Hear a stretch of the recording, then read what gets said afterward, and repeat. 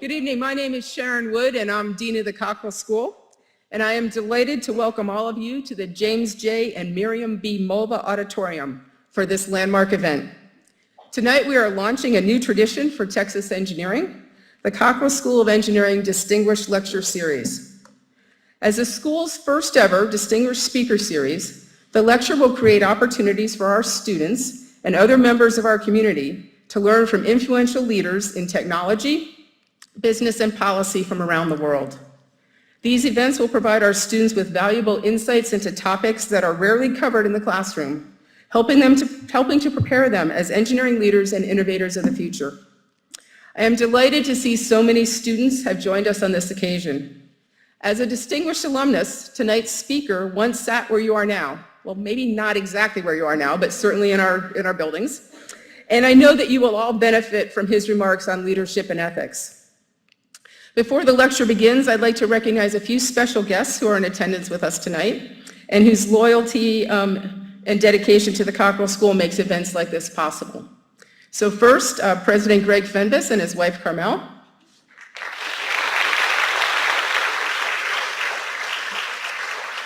Our Provost, Mari McInnes. Dean Doug Dempster and Longhorn Band Director Scott Hanna.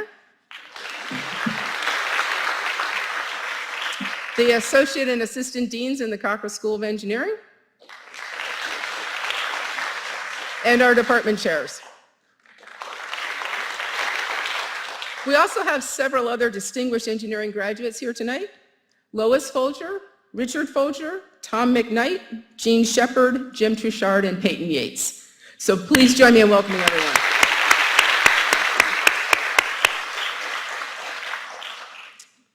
We have envisioned that these lectures as events that are hosted by the students and for the students.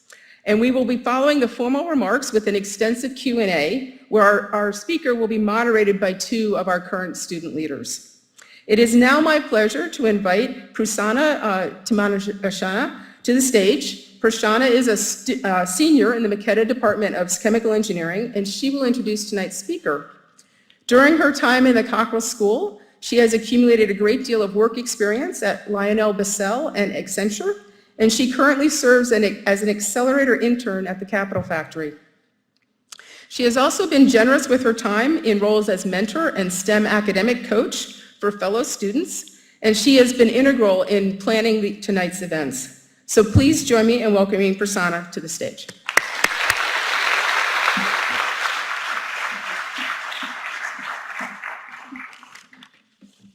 Thank you, Dean Wood. My name is Prasanna Timanashana, and I'm a senior chemical engineering major and representative of the Student Engineering Council. This evening is the inaugural event of the new Cockrell School of Engineering Distinguished Lecture Series, an initiative spearheaded by the Student Engineering Council that aims to bring influential technology, business, and policy leaders from around the world to the Cockrell School and offers students a first-hand opportunity to hear from successful professionals at the top of their fields. I am honored to represent our engineering student body and have the opportunity to introduce tonight's speaker, an energy industry icon, experienced global leader, and a proud Cockrell School alumnus, the Honorable Rex Tillerson. After earning his bachelor's degree in civil engineering from UT in 1975, he began his career at ExxonMobil as a production engineer, ultimately serving as the company's chairman and CEO. In 2013, he was elected to the National Academy of Engineering, which is amongst the highest honors bestowed upon an engineer. Beyond industry, Mr. Tillerson has lived the phrase, "What starts here changes the world," as he has served as both the President of Boy Scouts of America and the U.S. Secretary of State.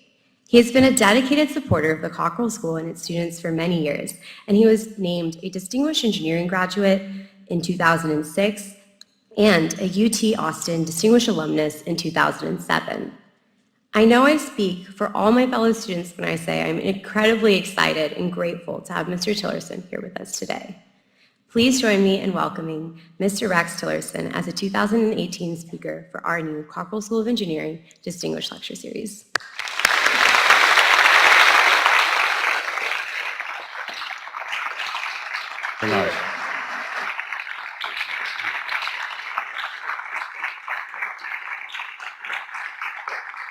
Thank you. Thank you, Prasanna. Thank you for that welcome. And it is always a pleasure to be back on the 40 acres and be here in Austin. And being an engineer myself, it is a special honor to be the inaugural distinguished speaker for your distinguished lecture series at the Cockrell School of Engineering, my alma mater. Really happy to be in this new building, which was part of a visioning when I was on the Engineering Advisory Board under Dean Ben Streetman. Then it was followed through with Dean Greg Penvis, and the doors were opened with Dean Sharon Wood. So it's been a terrific project to watch and follow, and I had a great day touring the building and really getting to see how it has realized all of the expectations that the group of us that worked on this many, many years ago at the Engineering Advisory Board had for this building. So I couldn't be more proud of it. Also really pleased to be speaking in the Jim and Miriam Mulva Auditorium. Jim is a dear friend and an industry colleague, well respected throughout all of our years of working together. So I'm delighted to be here in his auditorium speaking to you as well. The role of the university and Cockrell Engineering School in supplying the future talent, meeting society's needs and challenges in critical areas of science and engineering, it's only going to continue to grow in importance in the years ahead. And to put things into perspective, it's always good to have a baseline to consider where you're starting. A few years ago, a man named Richard Lederer, a teacher, wrote a book compiling answers given by grade schoolers on their science test. Here are some of their creative answers from the minds of 6- and 7-year-olds on their science exams. H2O is hot water, CO2 is cold water. To collect fumes of sulfur, hold a deacon over a flame in a test tube. There are 3 kinds of blood vessels: arteries, veins, and caterpillars. The moon is a planet just like the Earth, only it's even deader. The body consists of 3 parts: the braiниum, the borax, and the abominable cavity. The brainium contains the brain, the borax contains the heart and lungs, and the abominable cavity contains the bowels, of which there are 5, A, E, I, O, and U. 6- and 7-year-olds are just wonderful creatures. God bless them. But I think as these answers suggest, no one makes the journey to knowledge and achievement alone. And so thank you to all of our educators. You have your work cut out for you. This evening, I thought I'd talk a little bit about the vital role energy plays in helping our and the world's economy grow and create new jobs, and how technology is a critical enabler in meeting the world's growing energy needs. And then I want to talk a bit about a commitment that we as scientists, engineers, and American citizens must make to ensuring integrity in all that we do. We know from centuries of history that reliable and affordable energy is essential to human progress. In Texas, throughout the United States, and indeed around the world. To sustain progress, we must continue to safely expand the world's energy supplies, improve the ways in which we consume energy sources, and address the attendant environmental challenges. As it has been throughout the history of the energy industry, technological advances will underpin solutions to these very challenges. As always, these advances will be shaped by public policy. Does it encourage or discourage certain technological investments and innovations? And to what extent does public policy recognize the economic importance of safe, secure, and environmentally responsible energy production, and allow for appropriate risk management approaches?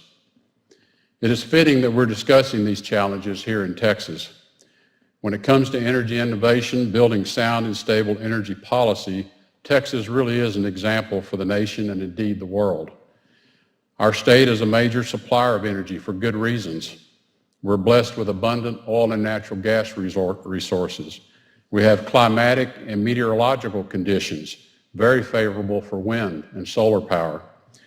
We have a highly trained energy workforce in some of the sector's leading researchers, scientists, and engineers. We have a world-class innovative system of higher education that cultivates this talent.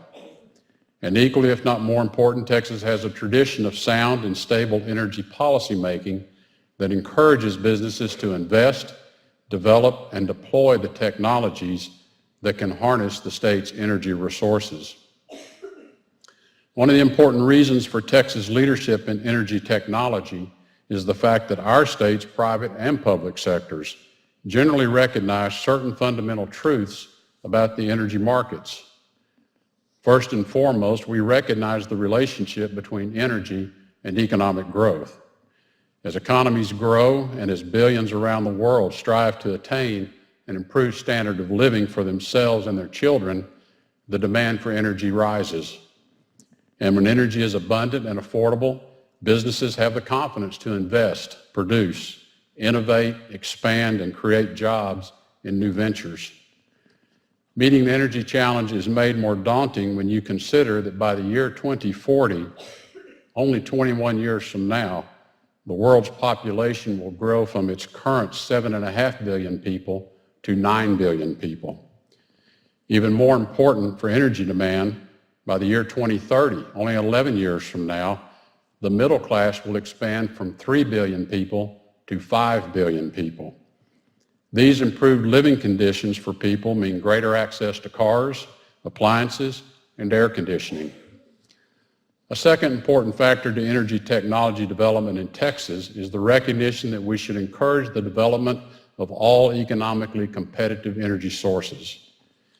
Far too often, the energy policy debate frames the issue in zero-sum terms, pitting one energy source against another. But the growing energy needs here in the United States and around the world make it clear we will need to develop all sources to stay globally competitive. We will need oil, natural gas, and coal. We will need nuclear power. And we will need alternative energy sources such as wind, solar, and biofuels. It is not either or, it's all the above. In looking at this challenge, it is important to note that hydrocarbon resources, including oil, natural gas, and coal, will continue to play an important role. Currently, these sources meet about 80% of total energy demand.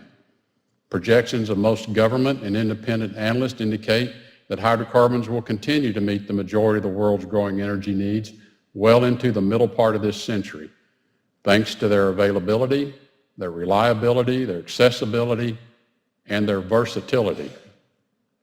Alternative energy sources are expected to achieve relatively high 5% annual growth rates. But because they begin from a comparatively small base, they will continue to comprise a small share of the world's energy portfolio for many years to come. Non-fossil fuels are projected to account for 22% of the total energy mix by 2040, with wind, solar, and biofuels accounting for 5% of the total. This evolution is consistent with the history of energy use, so it's nothing surprising. When the world economies begin transitioning from wood, timber, to coal in the middle of the 19th century, it took 50 years before coal met half of the world's energy needs. Likewise, when the world economies began shifting from coal to oil and natural gas in the latter part of the 19th century, it took 3/4 of a century, 75 years, for oil and natural gas to displace 50% of the world's coal demand. The point here is not that growth in alternative energy sources is not important, but rather that the world's energy challenges span very long time frames. In order to meet these future energy needs, we must encourage technological advancements in all potential sources of energy and in all ways that we consume energy. As this happens, we increase energy diversity, energy security, and ultimately economic growth. Just as technological progress has promoted economic growth, so it has also played a crucial role in the energy industry, improving safety, reducing environmental impacts of energy production, and enabling access to new sources of energy supply. With technological advancements and breakthroughs come exposures to new risks that must be recognized, accommodated, and actively managed. This is the role the technologist and researcher must play. Few Americans realize that the U.S. energy industry is one of the most technologically advanced sectors of the economy. Energy technologies have not only helped expand supplies and increase safety, but they have also made America more competitive.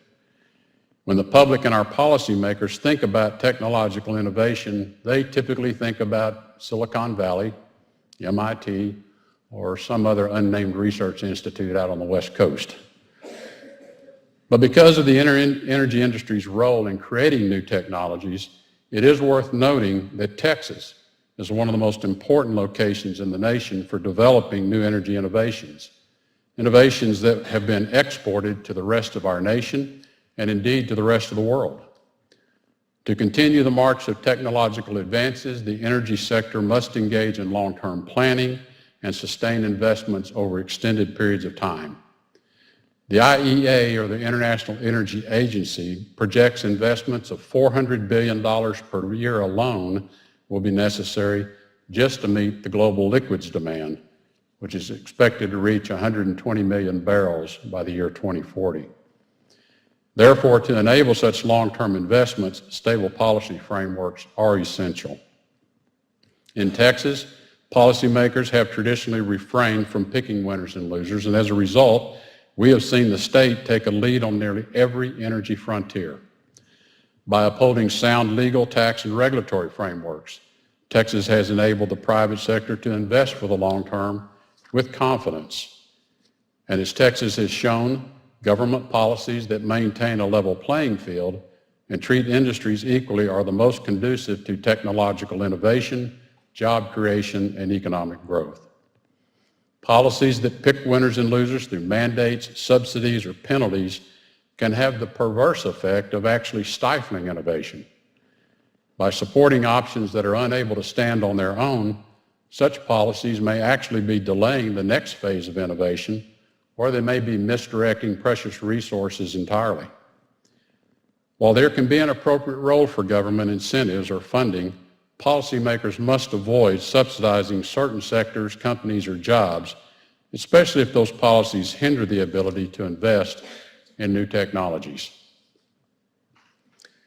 Like no generation before, most of today's young graduates, you, more likely all of you, will be required to consider the entire world clearly and understand how your life and your abilities can help address many shared global challenges. In 1975, more than 40 years ago, graduates such as myself and my classmates could afford to pretty much focus on our own nation and our own markets for opportunity and growth. Indisputably, that is no longer the case. I took my 2 all-day professional engineering exams with a post-slide rule. I was given my first handheld calculator, a Texas Instrument TI-110, the year after I went to work for Exxon. It added, subtracted, multiplied, and divided, and it had a square root key. I received one of the first desktop computers, a Macintosh, in 1983, 8 years into my career. Fast forward to the devices available to almost everyone the world over, and I'll leave it to you to contemplate the technology-enabling tools and changes you will live through over the next 40 years. Seeing the future in a global context requires recognizing the rapid economic developments taking place around the world, the dynamic populations growing in Asia, Africa, and Latin America, and the challenges that will come from meeting the needs and realizing the aspirations of billions of people on this planet. We must acknowledge that every nation has a right to aspire to a better quality of life, and that free trade and economic growth are the means by which opportunity is created for all people. Even today, in this year, 2018, more than 1 billion people live without access to electricity to heat and provide light in their homes, refrigerate and cook their food, clean their drinking water, or power hospitals and schools in their area. For these men, women, and children, the innovation and technology that comes with economic growth means the difference between health and safety, sickness and death. Citizens in developed economies are coming to realize this, but many here at home still have a way to go to fully embrace the global economy and to recognize that with these changes come both challenges and opportunities. And as we bring along the next generation of mathematicians, scientists, engineers, researchers, and technologists, we must instill in them a keen sense of their obligations to scientific integrity and ethics. You and they stand alone between the public policymakers, the public themselves, and scientific fact and theory, scientific theory and fiction. Failure to have the courage and conviction to provide clarity around these differences can misinform and mislead policymakers and set back many solutions to our most daunting challenges. The damage caused by a lack of integrity strikes at the heart of a free society. It undermines the trust in the overwhelming majority of businesses and entrepreneurs who live and compete by the rules every day. Integrity makes us more competitive because it helps us embrace the truth and improve.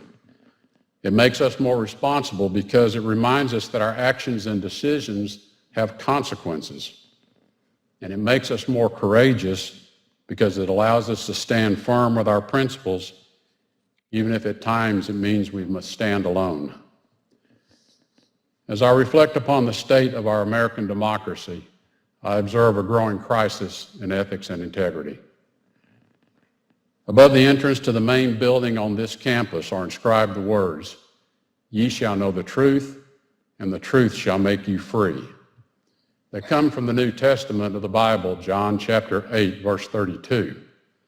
You shall know the truth, and the truth shall make you free. The founders of our American democracy, I believe it is generally accepted by most, while crafting the structure and foundational documents were guided by divine inspiration, if not divine intervention. Indeed, our Declaration of Independence opens with perhaps the most important line in the document. We hold these truths to be self-evident. The use of the words self-evident were themselves a recognition by the founders that there is a higher law of right and wrong, which is grounded in our uniquely human capacity for moral reasoning, and that this capacity to discern right from wrong would be the basis for our political system. Our Constitution opens with the words, "We the people," further asserting the principle that the people's capacity to know right from wrong would be the foundational moral principle for our form of self-governance. An essential tenet of a free society, a free people, is access to the truth. A government structure and a societal understanding that the freedom to seek the truth is the very essence of freedom itself. You shall know the truth, and the truth shall make you a free person. It is only by a fierce defense of the truth and a common set of facts that we create the conditions for a democratic, free society comprised of a richly diverse population of free people, that those free people can explore and find the solutions to the very challenges confronting an ever-changing free society. If our leaders seek to conceal the truth, or we as people become accepting of alternative realities that are no longer grounded in facts, then we as American citizens are on a pathway to forfeiting our freedoms. This is the life of non-democratic societies, comprised of people who are not free to seek the truth. Societies in Russia, China, Iran, North Korea. I'll leave it to you to complete the list. A responsibility of every American citizen to one another is to preserve and protect our freedom by recognizing what is truth and what is not, what is fact and what is not, and begin by holding ourselves accountable to truthfulness and demand our pursuit of America's future be fact-based, not based on wishful thinking, not hope for outcomes made in shallow promises, but with a clear-eyed view of the facts as they are and guided by the truth that will set us free to seek solutions to our most daunting challenges. It is also that foundational commitment to truth and facts that binds us to other like-minded nations, democratic nations, that we Americans will always deal with them from the same set of truths and facts. And it is that truth that says to our adversaries, we say what we mean and we mean what we say. When we as people, a free people, go wobbly on the truth, even on what may seem the most trivial of matters, we go wobbly on America. If we do not as Americans confront the crisis of ethics and integrity in our society and among our leaders in both the public and private sector, and regrettably in some cases in the nonprofit sector as well, then American democracy as we know it is entering its twilight years. It is a fact of life that most individuals want to make a positive difference in the world in which we live. After all, as scientists and engineers, you've worked hard and sacrificed much to get to where you are. You want your efforts to mean something beyond just a job. It is true that a sound education certainly plays a part in one's future success. But if you want to truly build a brighter future for the world, you must make the decision to live a life of integrity. Your knowledge and abilities will not flourish without ethical behavior and strong moral fiber. Choosing to live a life of integrity provides a wealth of blessings and benefits. It gives us a true pathway to do the right things, the right way, every time, whether or not anyone is looking. Such discipline is the true source of progress in modern civilization because it is a commitment to see our actions as a broader part of the social fabric of cooperation and mutual advancement.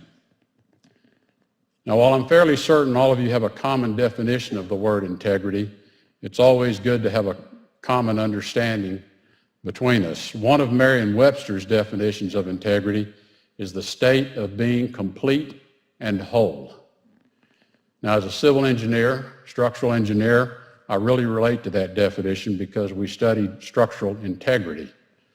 The structural integrity of this building that is surrounding us. We trust the structural integrity and have confidence that this roof's going to remain above our heads and not down around our feet. Integrity is a critical building block of trust and cooperation. It makes it possible for people of different organizations to work together to solve the world's most complex problems. Regardless of industry, project, or task, integrity frees us to innovate, collaborate, and share over the long term. As the world becomes more interconnected and global challenges require sophisticated, integrated solutions, the value of integrity only grows in importance. Throughout our lives, there will be occasions where it may appear easier to take a shortcut. The pressure we feel may come from within, that we need to impress others or that we have to appear to have all the answers. Unfortunately, the pressure may come from the organization or employer, or it may come directly from supervisors or coworkers. These pressures can be especially keen in the early stages of one's career, pushing you towards decisions before the consequences are apparent.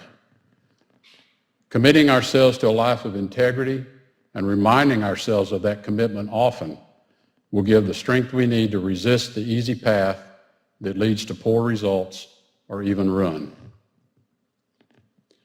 It's also important to remember that leadership is not a position or title.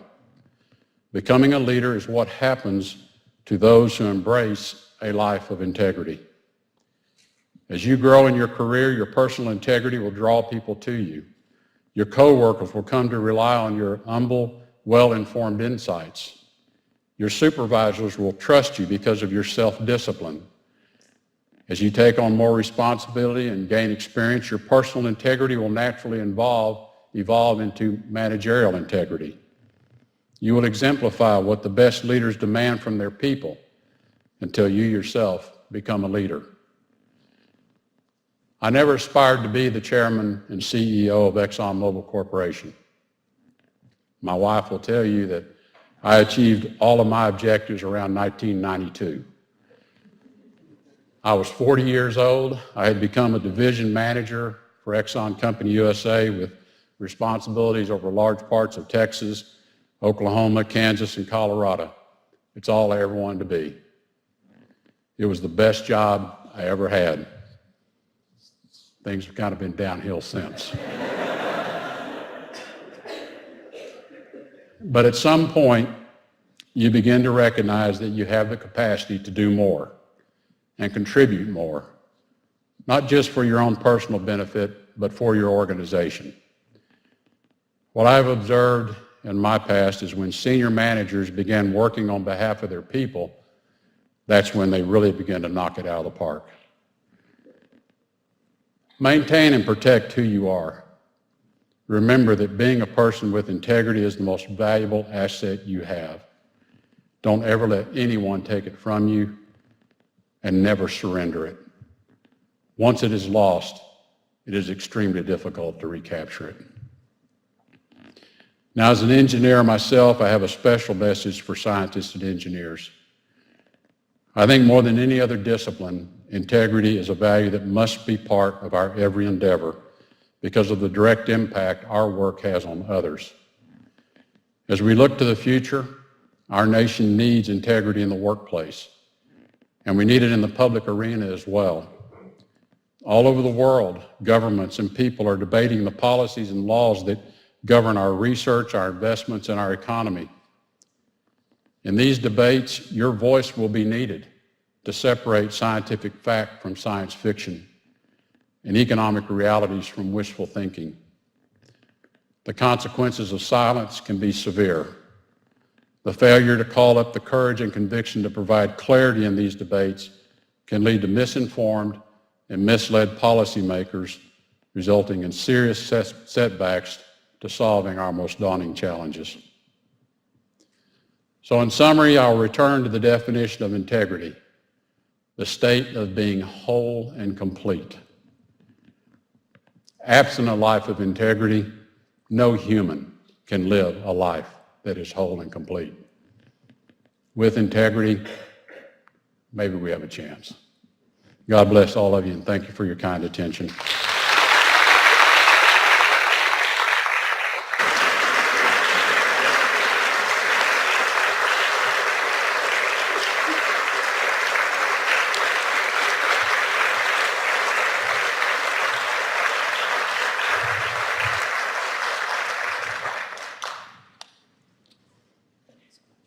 Certainly. So now the Q&A time. I promised Mr. Tillerson before this that I wouldn't go easy on him, so hopefully it goes as well as planned. So my name, everyone, is Jeff Oster. I'm a senior chemical engineering student, and I am the co-chair for this inaugural Cockrell Distinguished Speaker Series. Mr. Tillerson, thank you again so much for your candid remarks and for spending this evening with us. We really appreciate your time and beginning to speak to everybody. It's my pleasure. Before we kind of jump into the Q&A portion, I would like to also introduce who's joining me on stage. Ashima Garg is a senior electrical engineering major who is the current president of the Student Engineering Council. So with that, I'll pass the mic over to Ashima to kick things off. Mr. Tillerson, thank you again for joining us this evening.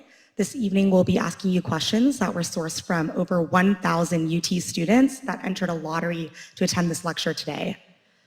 So we're really excited to hear your responses to some of the selected questions from the open forum. So let's get started. I know you were involved with Tejas and Longhorn Band when you were a student at UT. So what were your fondest memories here on the 40 acres? Well, being a part of the Longhorn Band was really a great opportunity for me because I came from a small town. And so when I arrived here, I immediately had 380 best friends. One of the important things that happened while I was in the band is when I was a freshman, there had been a big earthquake down in Peru, and the side of a mountain collapsed into a valley and buried 2 cities. So about 50,000 people were killed. And there was an organization called Texas Partners for Peru, and they put together a humanitarian effort over the Christmas break. And so they selected 100 members of the Longhorn Band to go down to Peru with the Texas Partners for Peru and some State Department sponsorship. And so right after we finished the Cotton Bowl game that year, we got on a plane and headed down to South America.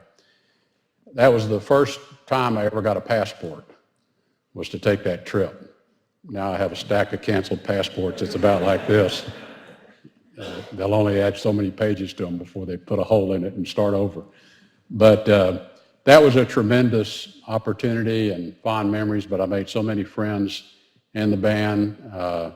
We had a lot of great trips together, and so it was really terrific. The Tejas Club, men's organization here nearby the campus. I lived in the teepee at 2600 Rio Grande for 2 years. It was a hell of a bargain. I couldn't pass it up. But the Tejas Club has Monday night coffees, a long-standing tradition where an outside speaker would come to the house, sit in front of the fireplace, start at 10 o'clock, and they would just talk, and we'd have a conversation with them. And we had some very interesting people came through the club while I was there. Madeleine Murray O'Hare came to the club, the famous atheist. We had great debates with her. But a lot of politicians came through, leaders from around the business and community and whatnot. And those coffees were really important because, one, it gave us engagement like we're having here in a fairly small setting at the house. But after the speaker would leave that night, usually around 11 o'clock, we typically stayed up most of the rest of the night debating on the topic. And that was a great lesson in listening to others, a great lesson in articulating your own point of view. And if hopefully nothing came to fisticuffs out of it, it was just a really good development experience for me in engaging my peers. And there were some really smart people in the club when I was a member there. And it was just a terrific way of intellectually developing, the ability to think through issues that you wouldn't normally be talking about, atheism, some early issues around homosexuality with speakers that would come in. So topics that I wasn't talking about at the engineering school. And so a great way to just expand intellectually. And that's what I most remember about the club were those Monday night coffees, because we would, a group of us typically would stay up almost all night and continue those discussions. It was very, very useful in developing my own thought processes. I used to tell people, when you went to the Tejas Club, whatever you thought to be true in your life to that point was going to get challenged. And either you were going to be more convinced that it was true, or you were going to find out it wasn't true.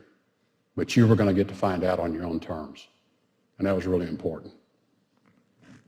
I actually remember my first kind of several months on campus. I went to several of those coffee chats, and they're very insightful. Definitely swing by if you want the chance. So after your kind of time on the 40 acres, and specifically the Cockrell School, how did your engineering education prepare you for the various pivots that you experienced throughout your career?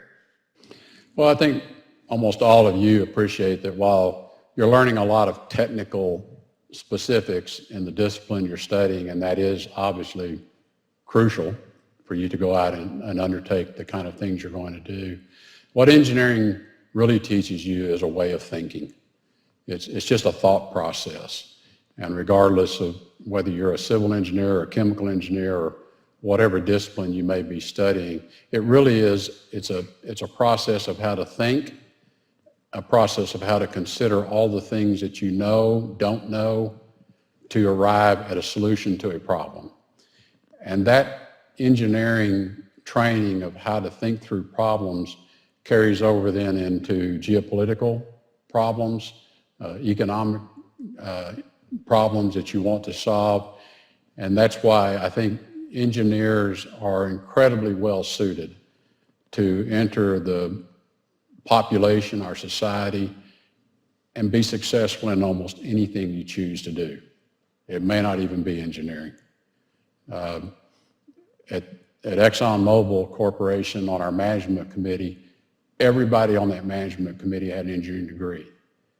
They hadn't all practiced engineering. The controller and treasurer had a bachelor's in mechanical engineering from Oklahoma State University, had a master's in finance from Wharton School of Business. He thought like an engineer, though, when we had to have discussions around the table.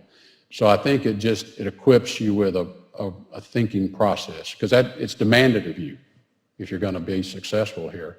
And I think that's what is really valuable that you take with you. And you'll never stop thinking that way.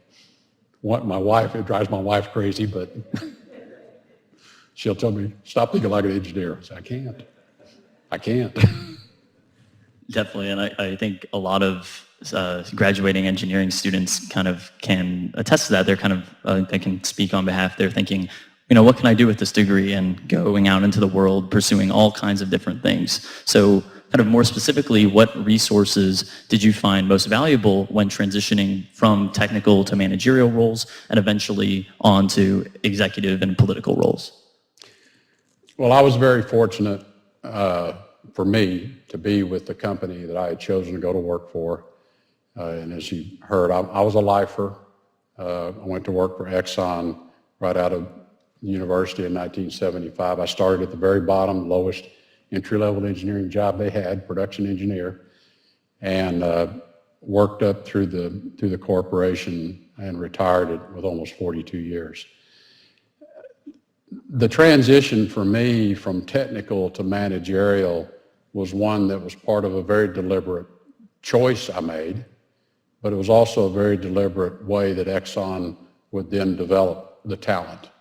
And you wanted to be a purely technical person, and you wanted to rise on the technical ladder and be the best reservoir engineer or the best, geochemical person or the best polymers person, you could do that and rise to very high levels. But if you wanted to be more broadly engaged in the business, and which I was interested in doing, then they developed you along a managerial ladder. So for me, I had tremendous support systems around me as I transitioned from strictly engineering work to now supervising others. As that progressed over time, then you begin to identify people that you want to reach out to. And I learned something from every supervisor or boss I ever had. I learned several of them I wanted to emulate what they did because they made me want to succeed. What were they doing? And then I learned things from bosses I know I'd never want to do. And so I think part of the resources around you, or look around you, there are so many learning opportunities from the people around you, including learning things that you know you don't want to do. And ultimately you end up developing your own style and your own traits of management. But it's really the resources are all around from which to learn. It is a constant process. You're always a work in progress. I'm still a work in progress as a manager because the people around you are constantly changing. The new people coming into the workforce are changing. And you have to constantly recognize you can't just be this all the time. You have to be constantly open to adapting. And that's something you learn along the way with mistakes you make, and you see what works and you see what doesn't work. Transitioning into the geopolitical arena began when I was an advisor to the Exxon Corporation board in 1992. So I was 40 years. That was after I left that job I loved. That's why it was all downhill. And I began to be asked to do a lot of white papers on the world. The Soviet Union was collapsing. The board would ask questions. Should we be in Russia? Should we be in the Caspian? Why aren't we in China? Why aren't we here?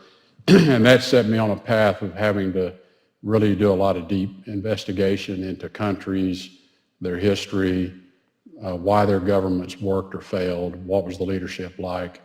And through that, I developed a very extensive network around the world, some in Washington at the State Department, some at the CIA, other countries, foreign ministries, to self-educate. And so at that stage, a lot of it was just, it's like I went back to school. And I stayed in school ever since. I've never stopped reading everything and get my hands on and engaging people to learn. So I think the resources, they're always there available to you. It's a question of whether you're going to reach out and grab a hold of them or not. And it's work. For me, it was work I loved. And so Pick something you love to do because you're going to work hard. Great. So you mentioned that you were able to find mentors at Exxon and pick and choose what you did and did not like from their management practices.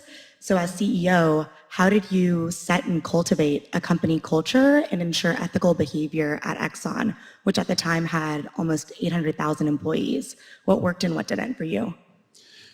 Well, it really is true, the saying you've all heard about the tone at the top. That really does dictate the entire organization, is the tone that the leader at the top sets.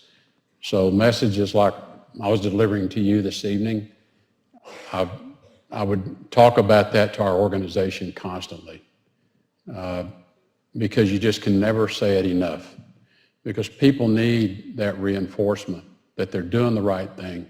Don't listen to those voices. Do the right thing, and I promise you good things will happen to you. And so a lot of it is being out in the organization. I traveled all over the world, and everywhere I went, I would have town hall meetings and talk to our colleagues in the corporation, and then have open Q&A like this.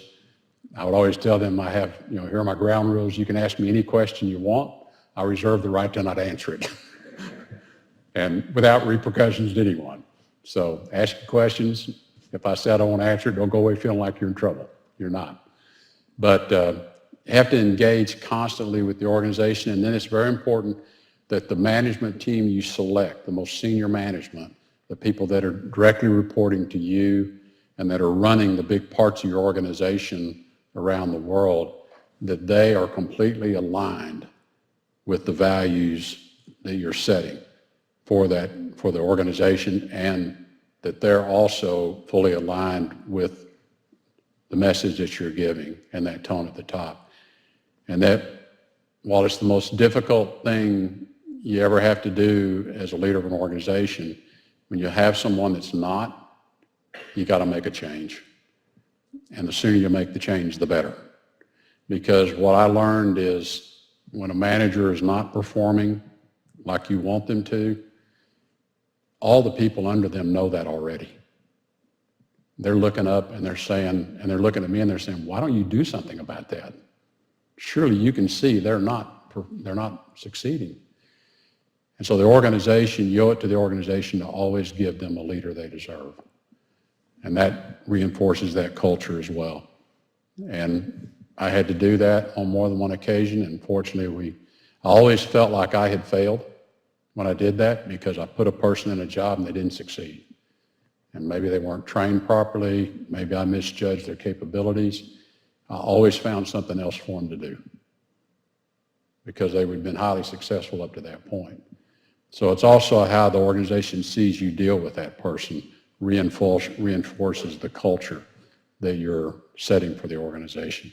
But it's a constant, it's not one of these things you can give everybody the inoculation and go away. You have to constantly keep talking about it over and over and over. So going off of your kind of thoughts about the tone at the top and your comments earlier regarding structural integrity, as CEO of Exxon, arguably one of the most powerful and influential organizations in the world, how do you go about balancing your personal responsibility to consumers with the economic interests of your stakeholders? Well, obviously you have a responsibility to your shareholders, the owners of the enterprise, to act in their best interest at all times. That's bounded by always following the law. You have to do things legally. And I always took the view that providing energy to the consumers, to the public, providing energy-related products, fuels, lubricants, chemicals that make people's lives better, and providing that in a way that is easily accessible to them, that's affordable to them. They don't have to worry about, is it going to be there tomorrow? That is in the interest of the consumer. And by doing that, and if we do that well, our shareholders are going to reap the rewards of that. So our organization, when I was there, always understood that we had a global set of consumers to serve. We had customers. Those were our customers. And if we took care of those customers, then our shareholders were going to receive the benefits of that. And that was always proven to be the case. Now, certainly we took a lot of flack, and I had to go on TV a lot, and I had to go testify before Senate hearings when prices got up. Prices got high, everybody get mad, and it was always hard for people to understand the normal ebbs and flows and up and down dynamics of a commodity market. There's nothing unusual about it. But for some reason, people get really fixated on that pump when they go fill up. And when it takes $50 instead of $40, they start asking all the questions why, which is okay. But we're still, the message I always said to them is, was it there when you pulled up? Yes. That's a good thing. I'm glad it was there when you pulled up to fill up. That's the most important thing. Great. So in your lecture, you mentioned that the rise of technology was greatly impacting the energy industry currently. So when managing risks, how do you evaluate investments how do you manage risks when evaluating investments and business opportunities? Well, if you think about all the attendant risk, and in the energy business, and in particular the natural resource development business, but it's just as true if you're developing next stage technology of lubricants or chemicals or any of those products that we would produce. Obviously, you have technology risk. In every opportunity we pursue, there's things you know, and you know how to do them. There are things you don't know, but you'll figure it out. And the real uncertainty is you don't know what you don't know. And so we always leaned heavily into the opportunity with a view that our technologists, our engineers, our scientists would solve it. And that's why we were first movers in a lot of areas. We seized opportunities before we ever knew how we were going to develop them. The technology did not exist, but we were confident we would figure it out, and we always did. And that's the nature of the role technology plays in the energy industry. But there's technical risk, and obviously there's financial risk. There's government regulatory risk. There's market risk. You don't control the prices. And then there's geopolitical risk. And so we always would assess each of those areas. And the important thing was to develop a bandwidth around, again, what do I know, what do I don't know, and then accommodate some space out here that I don't know what I don't know, because it's there. We just don't know it yet. We'll figure it out one day. And then how do you aggregate all of that around your ability to manage it and accommodate the fact that at the end of the investment, when you make this investment and you're now in business, that it will succeed, it can succeed and sustain itself across those range of risk.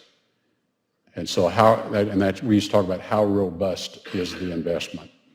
How much can the investment stand if things go wrong?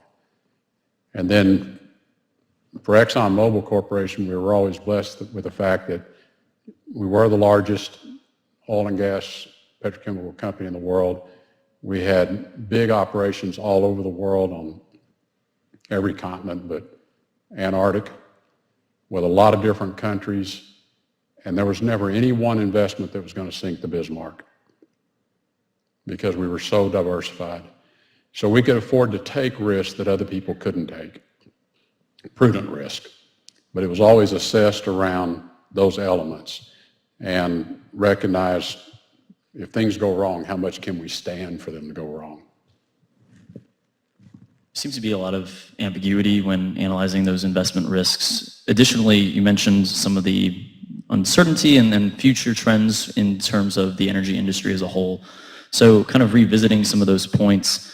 What action items can Texas and the United States take in order to stay ahead and continue to capitalize on our competitive advantage as we continue to see these trends develop in the energy industry? Well, as I said in my remarks, Texas is really uniquely positioned.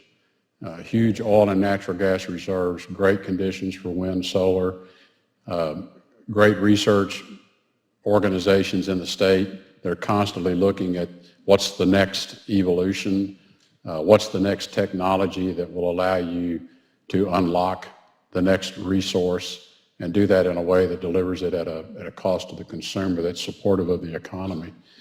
So it's really about, and I would always tell investment audiences when I would meet with them, don't ever short technology.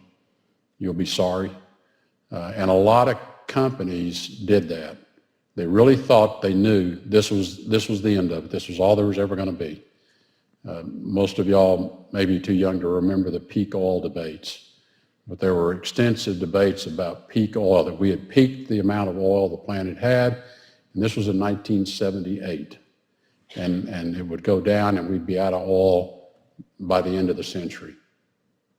Well, obviously that didn't happen, and in fact the resource base for oil has done nothing but go up every year for the past 50 years.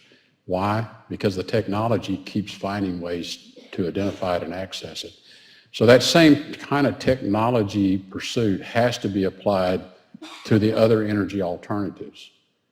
In the case of electric cars, there has to be a breakthrough in battery technology. In the case of next generation biofuels, there has to be a breakthrough. It can't possibly just be algae. There has to be something better than that. And that's true in all aspects of the energy environment. And it's why, as I said, I've always felt that yes, there is a role for government support and subsidies, particularly at the fundamental research level, where businesses just can't afford to take that risk. That's why DARPA is so important and programs like that and the research that goes on here.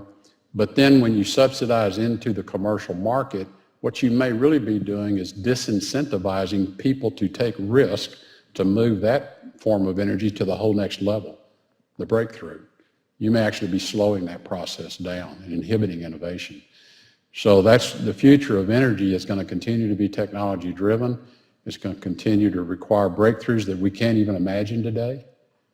But I told you about my post-slide rule and your iPhone, and you guess what kind of breakthroughs are going to happen in the next 40 years that you're going to work.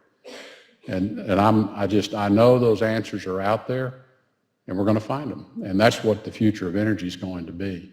And as we do that, we're going to also find solutions to the environmental consequences of the way we use energy.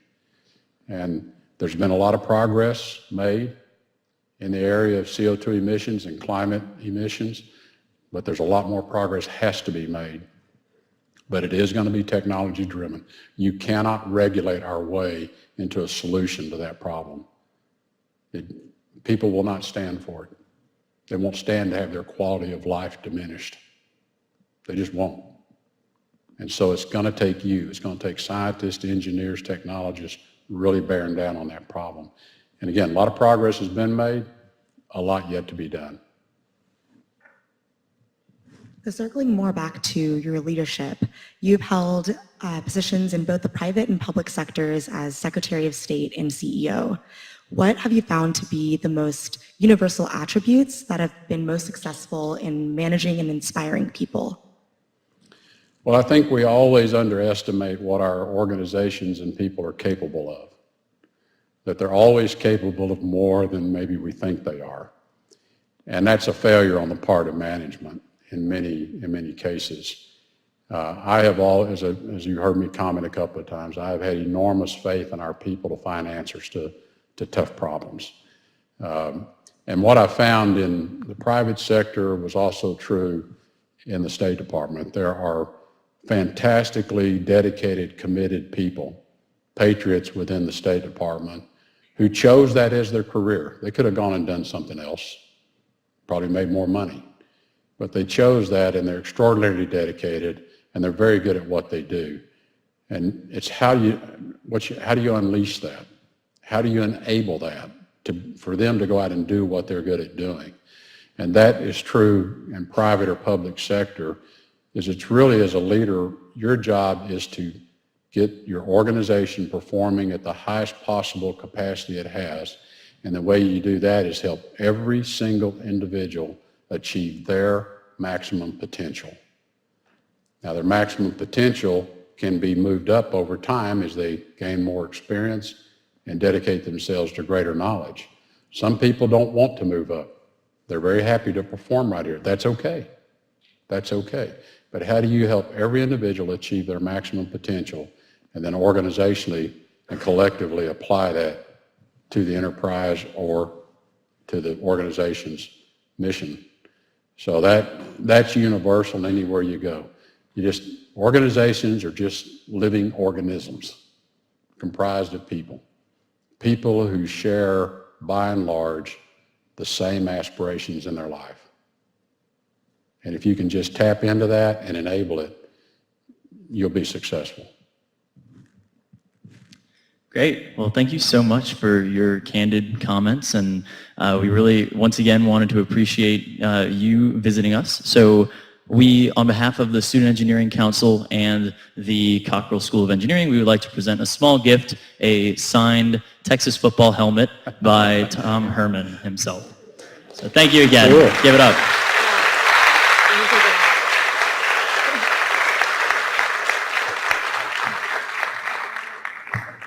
So I'm going to bank on this being Tom Herman's first national championship season.